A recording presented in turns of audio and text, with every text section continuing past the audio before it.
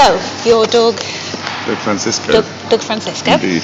And you're from the Invisible Circus. That's right. Okay. And how long has the Invisible Circus been around? It's actually our sort of 20th year anniversary since the original concept came into being. Wow. Okay. And we were kind of like a street performance troupe for the first 10 years, and then became a more sort of stage and site-specific company for the last 10. So is it circus, magic, combination? Circus theatre, essentially, yeah. Okay. We sort of tell stories and do a lot of themed sort of events and themed work with a lot of different themes. Is that in the French tradition? I like to think we're in a little bit of a tradition of our own. Yeah, but, okay. Yeah, we sort of hark back to that kind of traditional time, but I suppose as a contemporary company, which is kind of the interesting bit, I guess. And where do your performers come from? Yeah, well, it started out being quite an international thing because we all met out in Europe and met on the road around the world. So I'd have people coming back in, joining up from different countries and stuff like that. And then when we've been sort of UK based, most of our crew are sort of from here as a couple as an American member. And when we do really big events, we have a lot more people. Some people come over from France and perform with us, and Germany. So how many are actually in the troupe at the moment? Well, on this show we've got a cast and crew of 40, which is a sort of standard kind of number that we work with.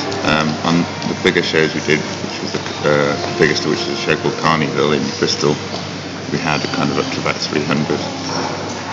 Are you touring with the current show? No, this is kind of a one-off for Blackpool, which is quite nice because, like I said, a lot of our material that we've worked with always hark back to that sort of golden era of live entertainment and pre-television sort of stuff. So bringing the show to Blackpool, we used to build sets that looked a bit reminiscent of this kind of architecture and stuff, so it's actually really exciting to come somewhere where all that stuff is still here, sort of thing. Yeah. Did you actually write it with Blackpool in mind? Yeah, so it's kind of devised looking back at that heyday and the sort of, I guess, like I said, we've always kind of hark back to that time before television, so we actually had quite a lot of material from around that we kind of pulled together and devised a new show for the Winter Gardens. Got a lot of inspiration already there. And it was the University of Sheffield. Did you work with them on this one? Yeah, Professor Vanessa. I came and did a couple of nights last year for the festival to sort of have a little look around and get a feel for it. So she commissioned us to do this one for Showzam too. We put all the sets and stuff in the Olympia for the Showzam Central in the daytime. Oh right, so you were responsible for those sets? Yeah. Okay. Yeah, like all the main body of them. There's a couple on the right hand side that were not from us, from Mark from the Insect Circus, who's been working here for quite a few years as well. Okay. Yeah, all the kind of arches and sort of pier-like stuff on the left, and then the stage set as well, which we noticed looks a lot like the back of the Winter Gardens building when we showed in it just earlier, actually. Ah, convenient. Yeah, unintentional, but... Brilliant. And the performance you're on for the whole week, is that right? We're on from Wednesday night. So we start on Wednesday? Yeah. Okay. We did a little number in the ball last night, the Showzam ball, which was really amazing. Was it good? Okay. In the Tower Ball. Was there a lot there for that? Yeah, it was just like 1,000 people. Wow. Big. And obviously a very grandiose, probably the most grandiose stage we've ever played on, which was quite nice.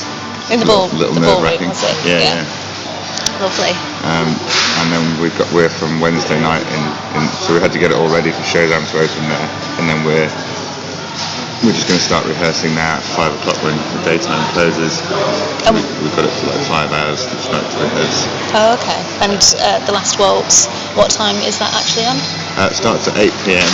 We're trying to encourage anyone to get there for 8 p.m. sharp, because it's kind of a promenade performance which goes across a couple of hours, so the action will start from 8 p.m. pretty much sharpish. Okay. And is there anything anyone should be looking out for in particular? What's your favourite part of the show? Are you allowed to have favourites? Yeah, I don't know. I love the overall effect, really. That's one of the great things about a company, I guess, is that people bring their own. It's not really one person going, I have this vision or I write this script. We also create our own material and our own act. So to fit with the theme. Yeah. Okay. And that's one of the most exciting things is the swinging cradle act that we've got. A couple of our members of our troupe have been away working on the Batman stage show, actually. Oh wow. So they did a static cradle with us a few years ago.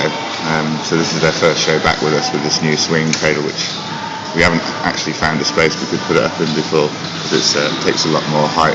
So is this the first time that the swinging cradle will be performed live in front of an audience? Yeah, in our troupe, yeah. Which is really exciting. Exciting, yeah. Because the Olympia did have that sort of fake canopy in the roof, so now you've got this incredible, like in here, but a bit bigger, I think. This incredible 14-metre arch ceiling. We've got an engineer's report, and so we've got permission to be able to rig all the stuff off of that, which is really exciting. Fantastic, yeah. A bit of a new and dynamic use for that space as well. Yeah, we saw the Wookiee circus, the youth circus in there, actually using the swinging cradles. I mean, they're brilliant, aren't they? Yeah. Fantastic troupe. If you think of their age as well, they're really accomplished, aren't they? Yeah, very much. So it must be really inspiring to seeing those kids coming through and picking up the old traditions and carrying on with it. Yeah. And what are your plans next for the Invisible Circus? We're going back to Bristol to move our headquarters, and we've got a project down there called Creative Common, which we put up a big top tent for the summer season. So we're talking about getting some other companies in to cover the opening of that while we relocate, and then we'll be off to Glastonbury potentially. Oh wow, brilliant. So a bit of sort of summer season, but yeah, relocating is quite a big operation. I bet. Got a lot of equipment to move, and oh, that's fantastic. So Last Waltz, Wednesday to Sunday?